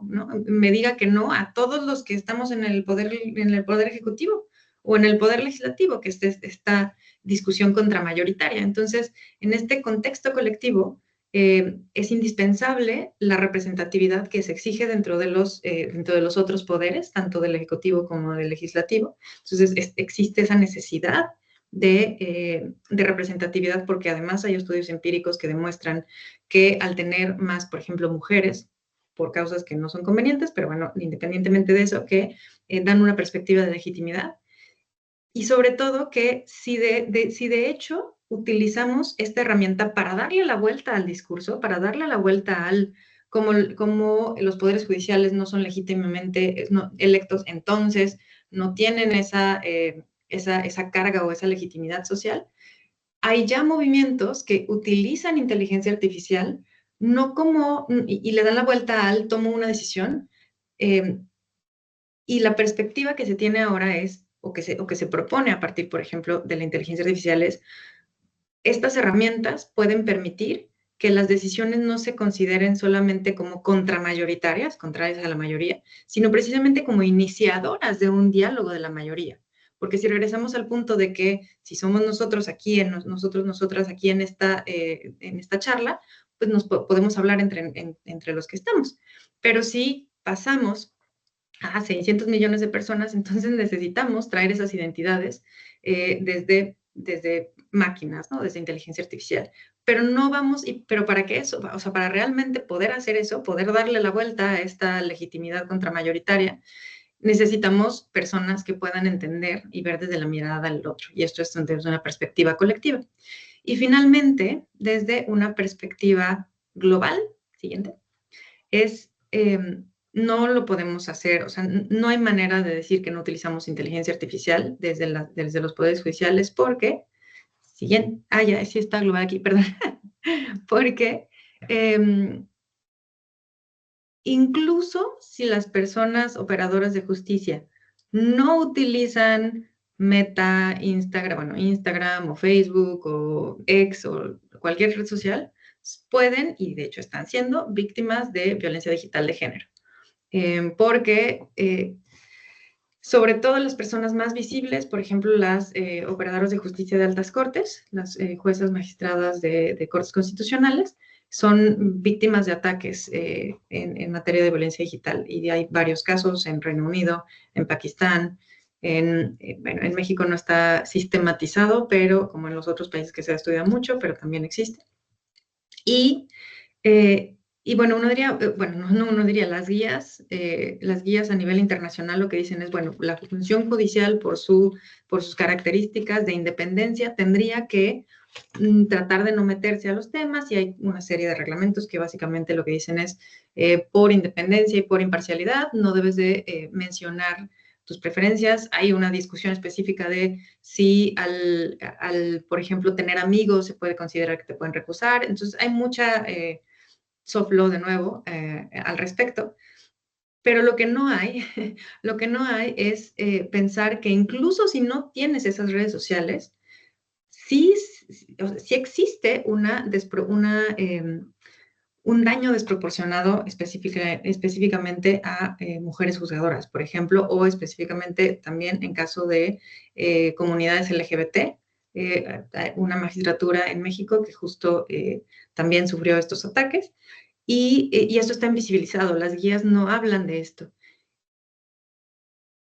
¿Qué nos dice esta perspectiva individual, colectiva, dentro de un entorno social y global? Porque las redes sociales son a nivel masivo. Pues que no, o sea, no hay manera de salir de la inteligencia artificial. No es como que, o sea, es decir, yo puedo decidir, no, como no quiero discriminar, no voy a utilizar inteligencia artificial. Pues, ¿qué crees? Que sí, ¿no? Y también cuando reconocemos que lo usamos, entendemos que no hay manera de no decidir, no solo porque la no decisión también es una decisión, sino porque siempre tenemos que tomar decisiones en materia de inteligencia artificial. Por ejemplo, nosotros tenemos una herramienta que se llama Ya Lucía, que es una inteligencia artificial generativa en materia jurídica, y tienes que tomar decisiones. Bueno, ¿qué quiero que sea? ¿Más precisa o más creativa? No es que, a ver, necesitamos lograr que tenga un lenguaje incluyente, un lenguaje de género. Sí, perfecto. Pero si la haces más creativa, porque las sentencias no están escritas en lenguaje incluyente, por lo que ya comentaba Georgina, es, bueno, pues tienes que tomar la decisión de si quieres que alucine más, porque es más creativa, porque está cambiando el lenguaje a un lenguaje incluyente, o más grounded, más fría, más precisa, más centrada en los datos duros que tiene, y entonces va a ser más precisa jurídicamente, pero pues no tiene una perspectiva de género ni un lenguaje incluyente. Entonces, esta es una de las decisiones, pero en realidad o sea, siempre se tienen que tomar decisiones cuando se habla de la relación entre inteligencia artificial y representatividad e igualdad en los poderes judiciales. Entonces, pues bueno, con esto cerraríamos en el punto de la inteligencia artificial. No hay de otra, o sea, no hay vuelta, no hay manera de regresar. Y tenemos que tomarla como una oportunidad para los retos que actualmente están viviendo los poderes judiciales dentro de las democracias actuales. Entonces, muchas gracias, sobre todo a Daniela, porque estuve leyendo y wow, qué maravilla de comentarios, o sea, muchas gracias. Y bueno, pues listas para la ronda de preguntas. Muchísimas gracias a ambas por las valiosas intervenciones y exposiciones que nos acaban de dar. Tal vez claramente simplificando muchísimo lo que abordaron, porque fue muy rico en información.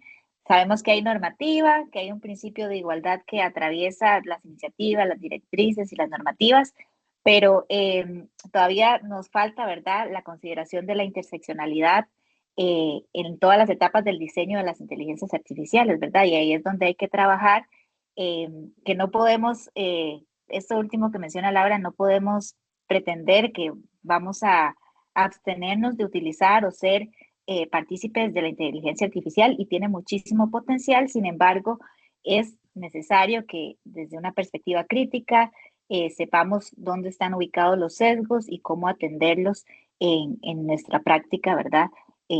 y en nuestra función. Entonces, a partir de ahora está el espacio abierto para cuestiones, preguntas, comentarios que se quieran brindar a ambas expositoras o algún comentario. Pueden levantar su manita virtual o escribirlo en el chat y le daremos lectura. Están invitados a formar parte de este intercambio.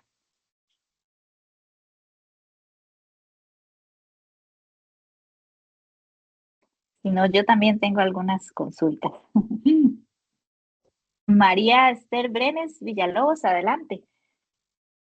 Muchas gracias. Primero, agradecer enormemente este espacio. De verdad que la mente implosiona ahí, ¿verdad? Yo estoy apenas dando mis primeros pasos, así que sé muy poco al respecto. He ido a un par de charlas y me ha interesado mucho el tema de cómo entrenar el algoritmo, cómo puedo ponerlo en tensión, porque de pronto en algunas consultas que he hecho he encontrado errores, efectivamente. Y entonces yo dije, esto hay que tenerle cuidado, ¿verdad?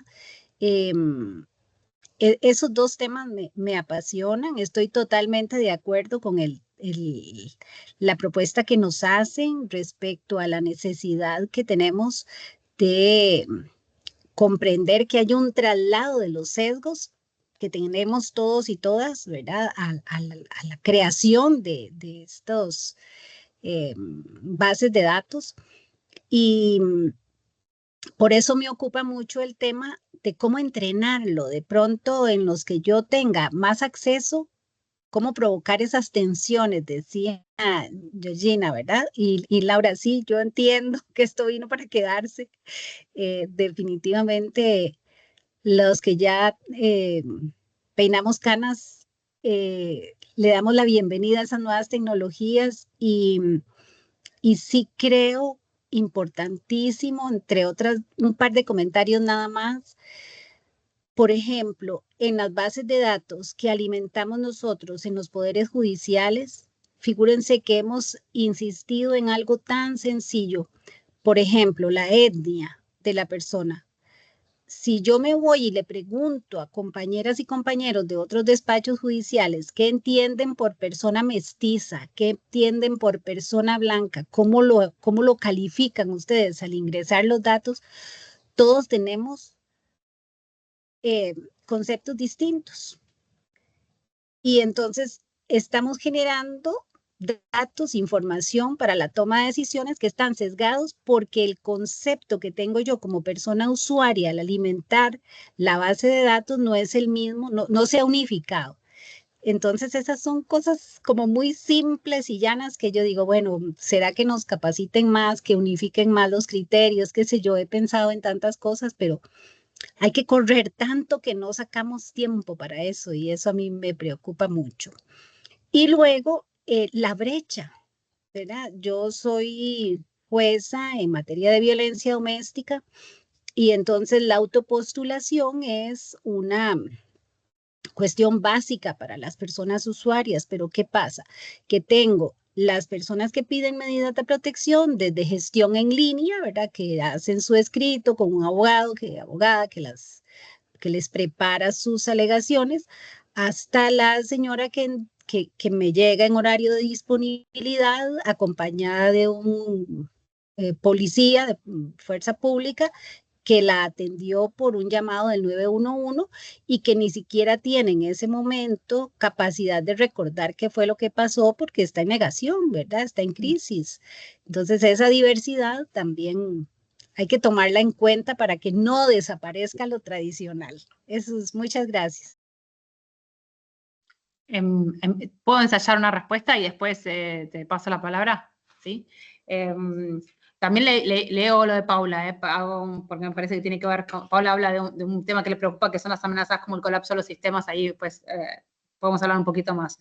En cómo ajustarlos, ahí hay como técnicas muy, muy sencillas, nada, Laura, vos también da tus consejos, tus tips al respecto, ¿no? Pero cuando uno usa, es decir, yo creo que lo mejor es registrarse en algún sistema, setear la privacidad que uno quiere, no es decir, todo lo que estoy diciendo acá es privado, que no se puede hacer, es decir, uno tiene que tener mucho cuidado con esa información y explicarle al sistema, digo, el nivel de privacidad, es decir, la mayoría de los sistemas hoy, si uno dice que no se pueden usar los datos no se usan para otro, es decir, por lo menos está protegido por alguna sensación de política de datos, pero algunos de los sistemas sí lo tienen, y a partir de ahí, lo que es clave es que uno sea lo más claro posible en para qué lo quiere usar y cuál es la perspectiva que uno tiene, ¿no? Entonces, es decir, uno tiene que decirle al sistema, mi perspectiva es esta, ¿no? Yo estoy preocupada por estos temas, es decir, a mí me preocupa la discriminación racial, a mí me preocupa la discriminación de género, estos son los casos que a mí me interesan, es decir, uno le enseña a ese modelo de lenguaje cuál es la perspectiva de uno.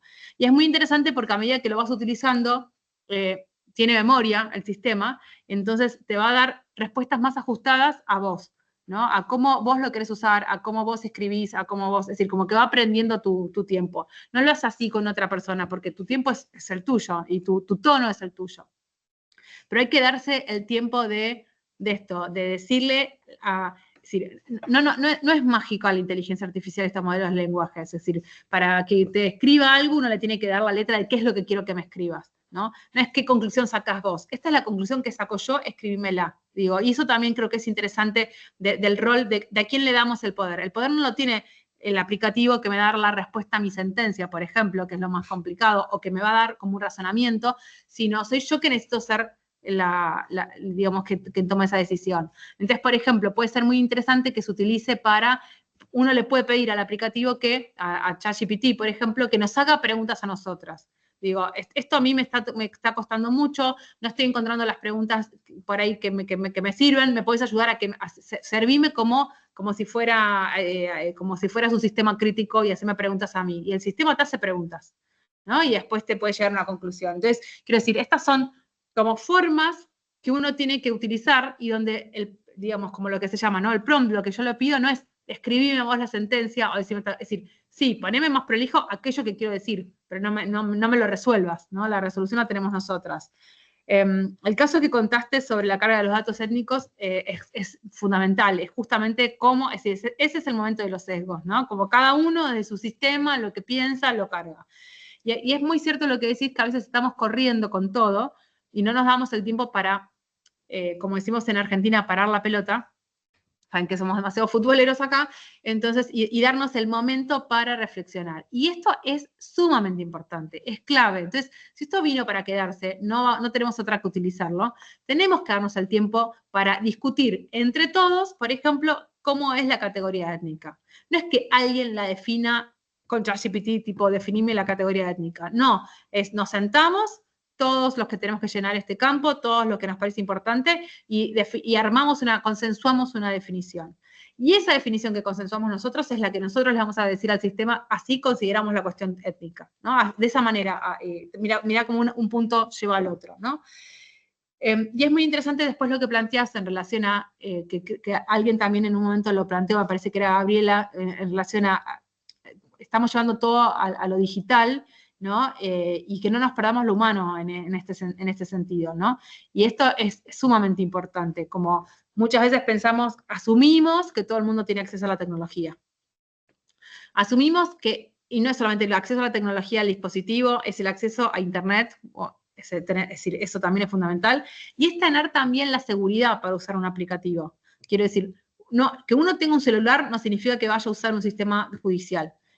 Como ciudadano, es decir, como ciudadano uno, porque le tiene miedo al celular, le tiene miedo a lo que puede pasar, le tiene miedo a muchas cosas. Y si una mujer, por ejemplo, está sufriendo una violencia de género, seguramente va a tener más temor todavía de utilizar un celular. Pensemos que en general, en estos casos, es decir, justamente lo que más se pierde es decir, los celulares de las mujeres con violencia, los agresores los rompen, los tiran, les pierden el chip. Entonces, pensar que una mujer que está sufriendo violencia de género va a hacer una denuncia a través de un celular y va a ser un porcentaje pequeño, ¿no? Es decir, el cara a cara no se va a perder y no podemos perderlo. Entonces, es importante que siempre existe esa posibilidad y tenerla, que eso también es un diseño humano, ¿no? Un diseño centrado en las personas, como decíamos recién. Totalmente. Y justo creo que estos consejos que da Virginia son muy útiles porque como la mayor parte de las personas, operadores judiciales, están utilizando este tipo de inteligencias artificiales no jurisdiccionales, pues es indispensable entender cómo funciona. Yo además agregaría que hay muchos tipos de inteligencia artificial, o sea, hay muchos sistemas, como que ahorita, bueno, de hecho hay un artículo muy interesante que habla de la inteligencia artificial como la bella durmiente. O sea, porque la inteligencia artificial en el derecho se está hablando desde 1970, ¿no? Entonces, desde 1970, 1980, 1990, o sea, desde los sistemas expertos hasta la inteligencia artificial, pero hasta el 2018, que fue el boom de ChatGPT, todo el mundo nos referimos a eso como la inteligencia artificial. Entonces, es entender justo que hay diferentes modelos. Por ejemplo, el de España, que específicamente en materia de género, para detectar sesgos, no utilizó inteligencia artificial generativa, que es la que tiene ChatGPT. Utilizó machine learning con lenguaje supervisado. Entonces, lo que hicieron para entrenar ese algoritmo específicamente fue tener diferentes grupos. ¿Y cómo lo haces chocar? Porque rebotas entre un grupo y otro. Y los grupos están formados multidisciplinariamente y porque todas las personas tenemos sesgos. Entonces, lo que se hace es rebotar una y otra vez los diferentes sesgos y monitorear una y otra vez. Porque lo que sí es indispensable es monitorearlo para que siga aprendiendo. Y este es un caso, ¿no? O sea, es un caso que es cómo se entrenó en este caso específico, pero también es importante que, bueno, yo escucho porque ahorita dices, bueno, es que, o sea, estoy entrando a esto, es que creo que también es importante reconocer cuál es nuestra responsabilidad. Por ejemplo, en caso de una persona juzgadora, ¿no? Yo creo que es entender las responsabilidades, pero, por ejemplo, o sea, yo que me dedico a construir tecnología, hay tanta información diaria cada minuto de inteligencia artificial que es imposible seguirla toda. O sea, literalmente hay estudios empíricos que explican cómo las personas humanas no somos capaces de leer toda la información que día a día sale respecto a inteligencia artificial. O sea, es humanamente imposible. Una persona no puede. ¿Cómo se hace ahorita? Con inteligencia artificial, que revisa los temas y entonces los divide y entonces ya las personas podemos revisar el tema específico y concreto y profundo al que estamos. Entonces, yo creo que una cuestión importante es la multidisciplinariedad. El caso que comentaba Georgina en el caso Compass, pues uno de los problemas fue justo que fue creada por personas ingenieras. No hubo especialistas en derechos humanos. Entonces, la importancia de la multidisciplinariedad no solamente tiene que ver con la especialización, sino también con entender qué nos toca a cada quien. Entonces, una pregunta que tenemos que hacernos es mi responsabilidad, o sea, es mi responsabilidad entender cómo funciona, pero ¿cómo le podría hacer integrando otras disciplinas y otras especialidades para que yo, sobre todo usted, que es especialista en cuestiones de género, tiene un conocimiento que muchas de las personas, bueno, ¿cuánto era? El 78% de las personas no tienen cuando generan inteligencia artificial. Entonces, o sea, creo que es importante también entender o sea, que vamos paso a paso y que no es necesario saberlo todo y que tampoco pasa nada. Y que o sea, le digo, yo vivo en Holanda, en Países Bajos, y aquí los poderes judiciales que ya llevan 30 años utilizando sistemas de inteligencia artificial están apanicados porque, a ver, o sea, pero yo lo construí hace 20 años y no estaba la ley de inteligencia artificial. ¿Cuánto me va a costar hacer el algoritmo? No, o sea, es decir, es un tema en constante desarrollo. Los centros de inteligencia artificial de estudios europeos, aquí hay uno en Holanda, el más antiguo, 40 años tiene, y se siguen preguntando cuál es su función dentro del derecho, porque como somos un perfil multidisciplinario, muchas veces ¿cómo eso no es derecho? Entonces, es un mundo. y creo que lo más importante es saber cuál es nuestra función, ¿no? Y entonces creo que una de las funciones de las personas abogadas es entender el derecho y entender las lógicas en general e ir preguntando a las personas especializadas en la materia que se requiera y acompañarnos y hacerlos desde una perspectiva multidisciplinaria y diversa, que es pues justo el centro, ¿no? de este derecho. Y respecto a lo humano, por ahí ponían en el chat que sustituye cada vez a las personas. Pues, a ver, sí puede ser, sí, por supuesto que hay o sea, que toda revolución industrial, y esta es una de ellas, cambia las dinámicas sociales y las dinámicas laborales, por supuesto. Yo creo que una forma como propositiva de verlo es pensar que sustituye funciones y que sí, o sea, como qué mundo queremos crear con esta herramienta. Yo creo que, bueno, además de que todo es user-centered, que todas las regulaciones están, o sea, que toda la, digamos, más allá de la programación, que esa no está tan, tan sencilla, todo está centrado en la persona. Y el objetivo de esto es cómo utilizo esas herramientas para que a mi persona humana me den la posibilidad de utilizar lo que solamente yo puedo hacer, que es contexto. O sea, la inteligencia artificial puede saber porque la entrenamos con la carita feliz y triste cuando estoy feliz y triste, o cuando algo es triste y feliz, o cuando algo llora, pero no reconoce contextos, ningún tipo de inteligencia artificial al día de hoy. Los robots sí, pero pueden o no tener inteligencia artificial, pero es otra cosa. Los sistemas de inteligencia artificial no reconocen contextos y las personas sí. Entonces, creo que la pregunta que habría que hacernos es cómo utilizamos estas herramientas para nosotros tener más tiempo para ser más humanos, que al final es el centro del acceso a la justicia. Me tomo un segundito, perdón, porque quedó una pregunta, la de Paula, sobre el colapso de los sistemas judiciales. Adelante, sí. También tenemos otra pregunta y una mano levantada, entonces. Dime, entonces levantamos con la mano. Perfecto. Primero, Dayana Acevedo pregunta, buenas tardes a todos y todas, agradezco la oportunidad de reflexión. Mi pregunta es, ¿cómo podríamos aplicar la IA con la neuropsicología o bien la neurociencia sin dejar por fuera el tema de género o cualquier tipo de población vulnerable? Ok, a ver, para mí, me parece que esta respuesta tiene que ver más con cualquier sistema, no solamente los de neurociencia, ¿no? Como que la respuesta es más o menos similar como en cualquiera, que tiene que ver con esto que habíamos dicho antes, es decir, hay que tener la iniciativa de incluir el enfoque de interseccionalidad desde el principio. No va después que la determinamos a desarrollar. Es como desde el momento en que estamos diseñando, que estamos programando, que estamos eligiendo los datos, hay que pensar este enfoque interseccional.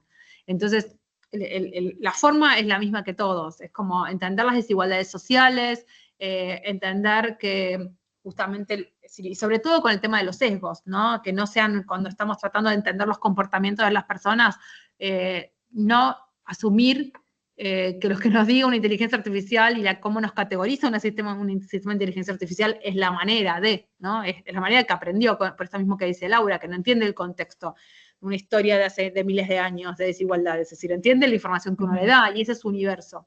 Y esto me parece también como muy interesante porque a veces no nos damos cuenta como personas cómo nos afectan, ¿no? Lo doy con un caso muy, muy, muy claro.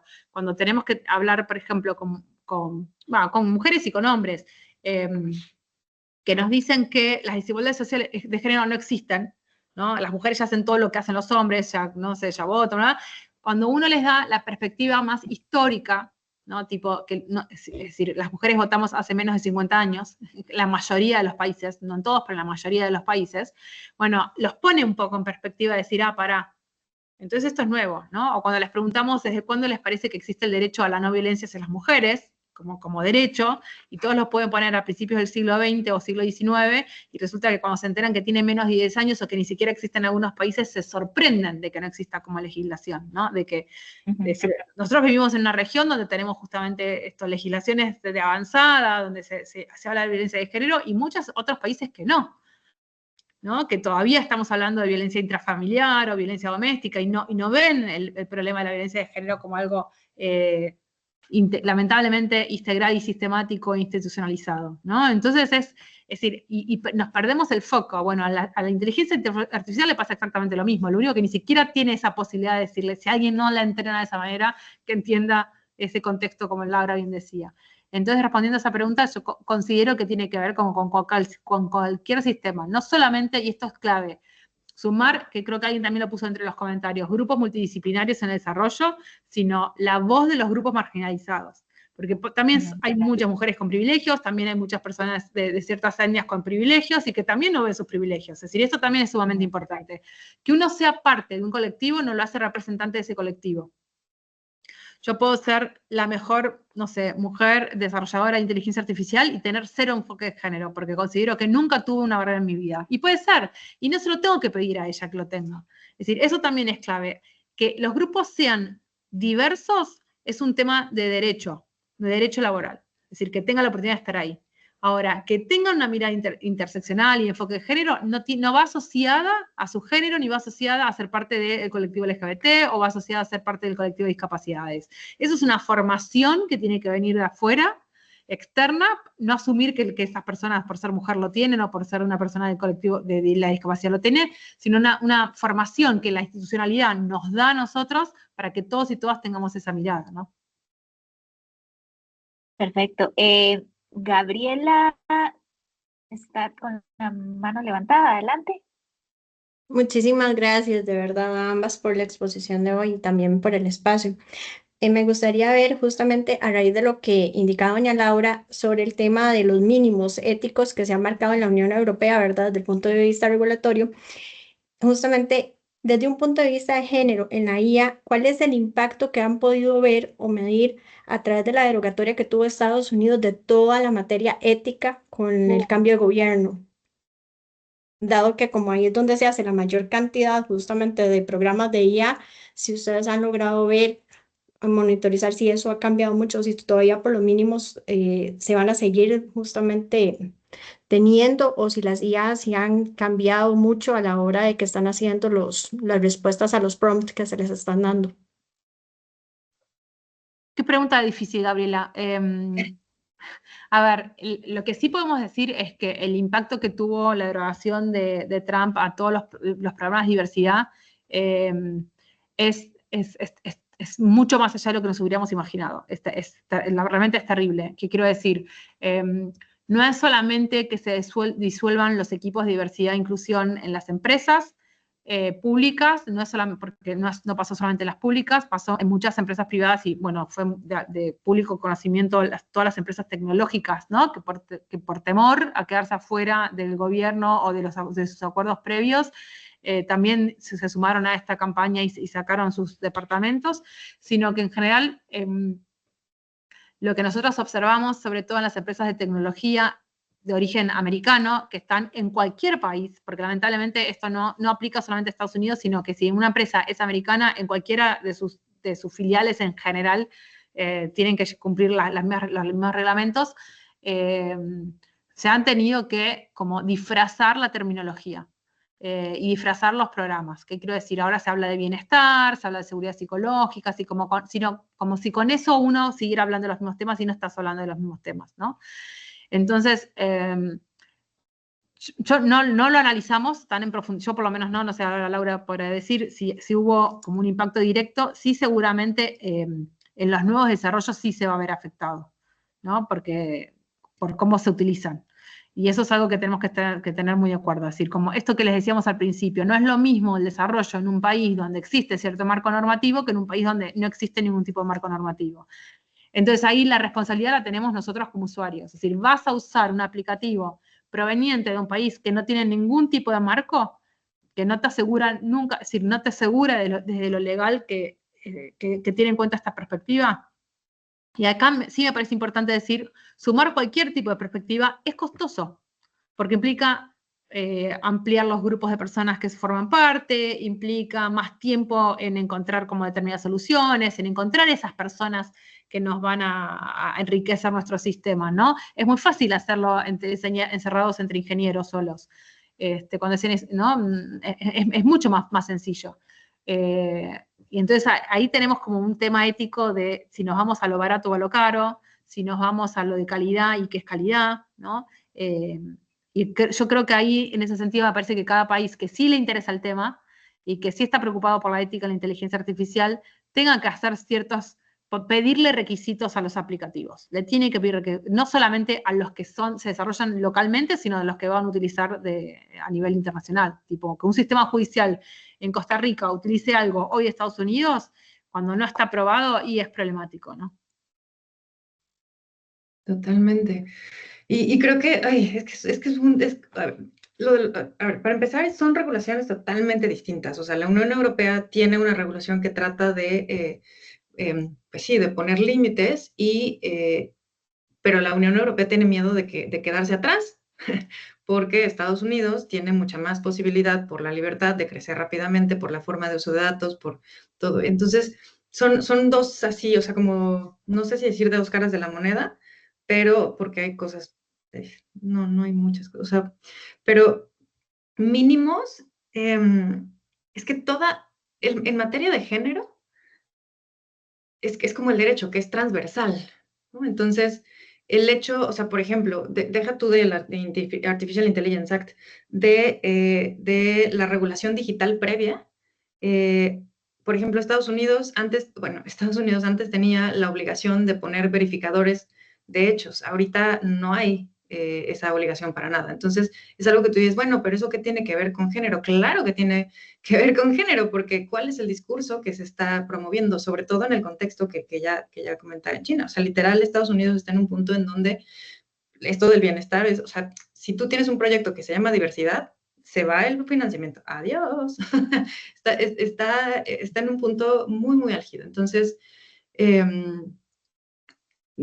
sí, o sea, son dos regulaciones totalmente distintas. Lo que también te puedo decir es, no solamente en materia de inteligencia artificial, sino en cualquier, o sea, hubo un punto en el que muchas personas, personas morales de Europa nos empezaron a pedir, necesito que ahorita para mañana todos los servidores se pasen a la Unión, o sea, porque muchas instituciones entraron en jaque porque con las sanciones y con, ¿no? Entonces, ¿dónde están mis datos? Entonces, es un relajo.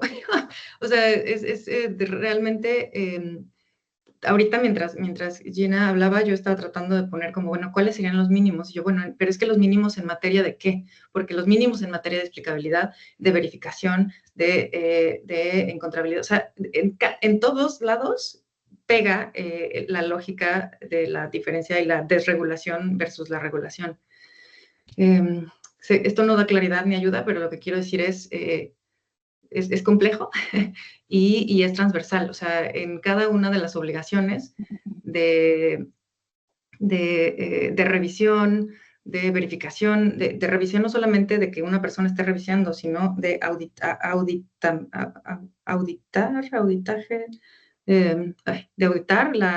las herramientas, cambia. Entonces, sí, o sea, son totalmente distintos y pues ahorita está como la gobernanza global en un punto muy álgido. Muchas Esteban gracias. Salazar, sí, gracias por la amplia respuesta. Esteban Salazar consulta, bueno, dice, qué difícil incluir a las personas, a esas personas vulnerabilizadas con enfoque de género en estas mesas o grupos de trabajo. ¿Cuál sería una buena práctica para que se incluyan? Mira, una práctica muy sencilla son los grupos focales, por ejemplo, ¿no? La verdad que hacer un grupo focal para el costo que tiene desarrollar un aplicativo de estas magnitudes, incluir a las personas marginalizadas es cero, le cuesta muy poco, no es lo más costoso del sistema para nada. Hacer grupos focales, hacer entrevistas, es decir, ¿nos puede retrasar un poco el proyecto? Sí, porque bueno, hay que dedicarle un tiempo, pero la verdad que en el costo financiero no incide ni es para nada significativo. Entonces, es más el tema, según escucho, el tema viene a ser un aspecto sumamente importante. Sí, es un aspecto importante, pero lo que voy es, a ver, el aspecto importante no es tanto como parece, ¿no? Es como se justifica con que es un tema monetario, ¿no? Pero en realidad, cuando vos haces los números, hacer por ahí ese grupo focal o hacer esas encuestas es menos, te sale menos que lo que vos te imaginabas, ¿no? El porcentaje de lo que significa un desarrollo. Es decir, pagarle a los desarrolladores de inteligencia artificial creo que es más caro que cualquier sociólogo que pueda hacerte un mes de trabajo de campo para poder relevar como qué sienten o cómo lo ven, ¿no? A este sistema. Me parece que no, la verdad que no es para nada significativo. en los costos de estos proyectos. Estos, a ver, se los puede decir sabiendo, trabajando en género hace tantos años y trabajando con empresas, bueno, ¿cuánto salen las cosas? Es decir, y la verdad que incluir el enfoque de género en general debe ser de las cosas más como desvaloradas, ¿no? Entonces, la verdad que no termina, es decir, existe la excusa, pero no es real el costo que tiene. Espero haber sido clara. Laura, no sé si quiere ampliar sobre esta última consulta. Sí, totalmente. O sea, no, es que estoy totalmente de acuerdo por lo que dice Gina y además, porque, a ver, si lo que quiero es un sistema que podría determinar, que podría o no considerarse inteligencia artificial, que sigue una lógica de sí, esto, entonces aquello, podemos hacer muchas cosas porque está en nuestro alcance del interior de las capacidades de las personas que están, pero hay cosas que o sea, que es justo como, son muy caras, ¿no? Entonces, te puedo decir, ¿qué se puede hacer? Bueno, o sea, hay formas de bias, ¿no? De quitar los sesgos. Entonces, claro que hay formas, pero justo, son muy, muy caras. O sea, y se ve, OpenAI lo ha mejorado. Justo mencionaba Gina los estudios de cómo, o sea, que el 44% y luego un 80%. Entonces, o sea, sí, por supuesto que se hace, pero coincido, o sea, lo más realista y el primer paso es empezar a incorporar personas, que justo está relacionado con la justicia abierta, que es, bueno, cómo incorporo a las personas para la formulación de cada una de las políticas. Y sí, o sea, sobre todo creo que pensar que sin duda hacer las cuestiones colaborativas hace todo más lento. Ahorita el debate respecto a las herramientas en general de justicia digital está así. ¿Qué prefiero? ¿No? O sea, están los ODR, los Online Dispute Resolutions, que en un día me resuelven un conflicto, en 2 días me resuelven un conflicto, y que tienen datos muy distintos a los jurisdiccionales, tienen datos de preferencias, muchos otros datos, sí, principalmente de preferencias, demografía, etcétera. Y en 2 días me resuelven un conflicto, o algo que va muy lento, que un juicio que me puede llevar 3 años, de 6 meses a 3 años. Entonces, esas son como las dos polos. Y el punto ahorita es cómo le hacemos para que estas dos lógicas, o sea, que parecieran tan separadas, cómo las vamos juntando poco a poco. Y también eso es algo que podemos hacer, que es revisar cómo, por ejemplo, el debido proceso se cumplen, los derechos humanos se cumplen en las herramientas que a lo mejor no creé yo, pero que sé que se están usando, o que a lo mejor, o que se van a contratar, o que... entonces, sí, o sea, yo coincido, el primer paso es ese, involucrar a las personas y revisar que lo que ocupe siga los estándares mínimos de los derechos humanos, que son el fundamento de lo que se hace en la función judicial. Perfecto. Yo creo que ya ahora sí estamos finalizando. También a mí me queda como conclusión, ¿verdad? De que esta también es una oportunidad para que repensemos entre nosotros y estemos como en sintonía de cuáles son esas categorías y cuál es esa información con la que alimentamos las inteligencias artificiales que utilizamos, que son comerciales, ¿verdad? Y por supuesto ver de qué manera se incluyen nuevas directrices o nuevas normas a lo interno para precisamente posibilitar que se mantenga un enfoque de género, que se fomente la participación ciudadana del uso que hacemos de esas herramientas o de la generación de herramientas al interno del Poder Judicial para realmente evitar, ¿verdad? Prevenir o en todo caso luego auditar los resultados que obtenemos del uso de la inteligencia artificial. Agradecerles también, no sé si quieren dar algunas palabras de cierre, pero agradecerles de verdad por sus valiosas reflexiones a Georgina, a Estico y Laura Márquez. Ahí compartieron sus redes sociales y los enlaces a los sitios web de las organizaciones con las que trabajan. ¿Algunas palabras finales? Pues yo diría, creo que lo más importante aquí es cuando veía el título y cuando, o sea, a veces con lo que me gustaría que se quedaran es con que no, es una cuestión compleja, no es simple, ¿no? Es muy, muy complicada porque requiere muchas diferentes perspectivas. De hecho, hay, por ejemplo, o sea, ya hay nuevas carreras que son específicamente en complejidad, porque entendemos que los fenómenos sociales actuales no se pueden ver desde una sola perspectiva. Entonces, es muy complejo. Lo que quiero decir con esto es no podemos simplificarlo al decir cómo los datos son sesgados, entonces la inteligencia artificial discrimina. Y ya, lo sé. No, no, es que hay muchísima profundidad y el género no es mujeres, o sea, perdón, y la igualdad no tiene solamente que ver con mujeres. Entonces, si nos quedamos de esta plática con al menos que no hay vuelta atrás, que no tomar una decisión también es tomarla porque no estoy haciendo nada al respecto, ¿no? Y que debemos de hacer lo que está en nuestras posibilidades, pero meternos de lleno, no simplificar la conversación e involucrar personas entendiendo que solamente desde la visión de otras personas puedo cuestionarme lo que yo pienso, incluyendo los sesgos de confirmación. Yo creo que eso para mí sería súper valioso, ¿no? Porque es un tema que a mí me apasiona y que a nosotras nos da vuelta que nos hace vibrar, pero creo que lo más importante es pensar que no es como un elemento más, ¿no? Es indispensable en todas las iniciativas, regulaciones y protocolos de inteligencia artificial en la judicatura y no es tan sencillo como sesgos entonces discrimina y sí podemos hacer algo. Y si decidimos no hacerlo, también lo estamos haciendo. Totalmente.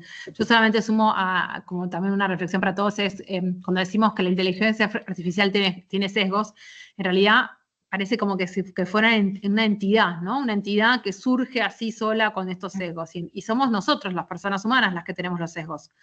Y eso también nos tenemos que hacer responsables. Es decir, los sesgos los tenemos nosotros y se los trasladamos a todo aquello que creamos. Entonces, no es que es mala la inteligencia artificial porque tiene sesgos, sino nosotros como seres humanos que no nos reflexionamos y no nos ponemos a revisar de qué manera hacemos nuestras creaciones, ¿no? Y en ese sentido, bueno, va esto de asumir la responsabilidad que nos toca a cada uno y cada una en el campo en que estamos. Y sí invitar a todos y todas a trabajar de manera interdisciplinaria. Esto es fundamental, ¿no? Es decir, es lo rico, es lo interesante, es sumar a otras disciplinas que nos ayuden a pensar de una manera diferente los temas que vamos abordando. Bueno, muchísimas gracias a ambas por esta última reflexión muy, muy relevante. Le doy la palabra a doña Sara, que la veo ahí con la cámara abierta, y muchísimas gracias por este espacio y a las personas que participaron. Bueno, hemos estado recibiendo desde ya una realimentación sumamente positiva.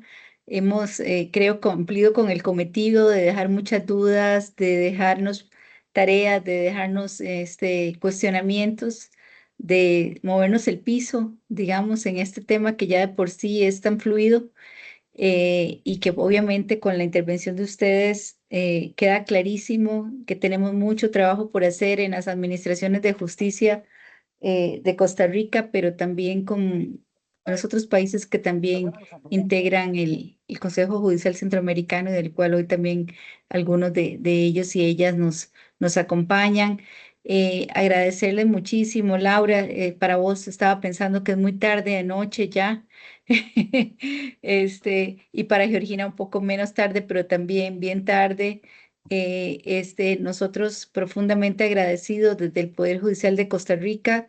Creo que ustedes nos hacen un gran aporte a lo que como sector justicia tenemos una tarea por delante, que es construir una visión para un sector abierto, inteligente, una justicia abierta, inteligente, pero también inclusiva, que es obviamente pues uno de los pilares cada vez más prominentes de lo que es justicia abierta.